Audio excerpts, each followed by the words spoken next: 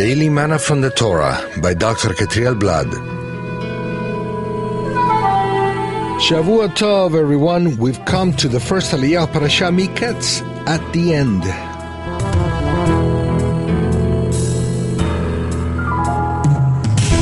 We find this first Aliyah in Genesis 41 from verse 1 to verse 14. We find today's reading in verse 8. So in the morning his spirit was troubled, and he sent and called for all the magicians of Egypt and all its wise men. Pharaoh told them his dream, but there was none who could interpret them to Pharaoh. How could Pharaoh know which was the right interpretation? The Eternal speaks to the spirit of man. When we are awake, the soul is very active, receiving all the information that comes through the five senses of the body. However, men were created also with another five spiritual senses to perceive things from the invisible world, just as the corporal senses perceive things from the visible world. However, after the introduction of sin and death in human beings, his perception of messages and hints from the Spirit has diminished considerably. Men have trouble receiving things from the spiritual world. Usually, the soul is busy with the material world's dealings.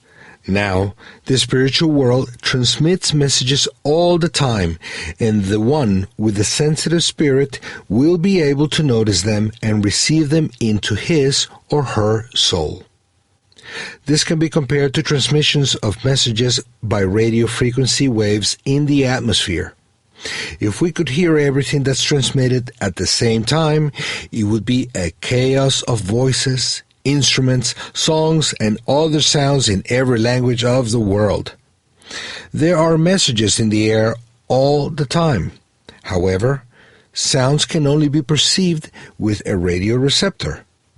A well-tuned radio can receive many of the messages that are traveling through the air. The same thing happens with men. When we are awake, our minds are tuned to receive information from the visible world. But when we are asleep, our soul doesn't receive that much information because the five corporal senses are much less active than when we are awake. This way, the soul is a bit free to listen to spiritual messages. That's why the Eternal many times sends his messages at night, because it's when men are usually more sensitive to them.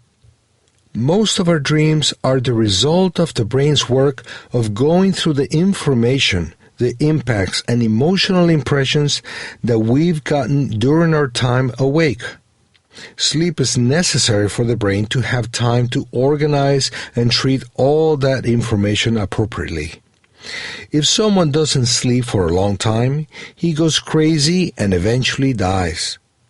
Egyptians considered dreams very important and emphasized their interpretation. When Pharaoh had these two dreams, he understood that they weren't normal. He felt a very strong inner impact, and he strove to find out what they meant. When Pharaoh's magicians and wise men gave their interpretation, he wasn't satisfied with them. It was written that they couldn't interpret the dreams to Pharaoh. This means that they indeed gave their interpretations to Pharaoh, but none could satisfy him. Why? Because when the Eternal sends a codified message in the fantasy world of dreams, there is a spirit behind it. If one tries to interpret that dream, he needs to connect with that spirit so that the heart of the one who dreamt it feels a connection between the dream and its interpretation. Besides, the details of the dreams have to coincide in an obvious way with the interpretation. That's why the Pharaoh wasn't satisfied with any of the other interpretations from his wise men, because they took them from their hearts and not from the spirit of the one who had sent them. Don't think at all that your dreams, or all those that have had an impact on you, come from heaven. Nonetheless, there are many dreams that are indeed messages from the Eternal. I personally use 3 rules to know if a dream comes from the Eternal or if it's a result of a fantasy of mine. Firstly, it has to remain. It is written that the word of the Eternal remains forever. This means that if a dream comes from the Eternal, it remains in the mind for a long time, not only a few days. In this case, it is possible that it comes from heaven. Secondly, it has to agree with the message of the Scriptures. Many dreams reveal what a man feels inside.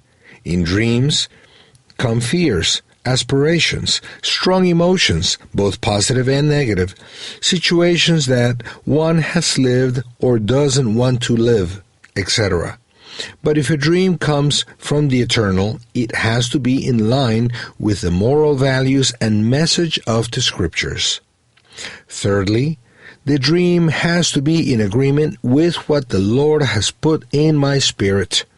Just as any word of prophecy given to someone has to confirm something that the Eternal has put in him, it is the same with dreams. They must confirm something that is already in my spirit. Since the Eternal had already spoken to Pharaoh's spirit, his dreams reflected that truth.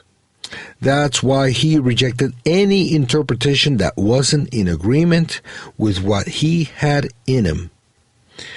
May the Eternal help us not to take just any dream seriously, but to take dreams that come from Him very seriously indeed. May He give us wisdom not to believe any interpretation, but only the one that agrees with the purpose that the Eternal had with that particular dream. Shavua Tov and Shalom.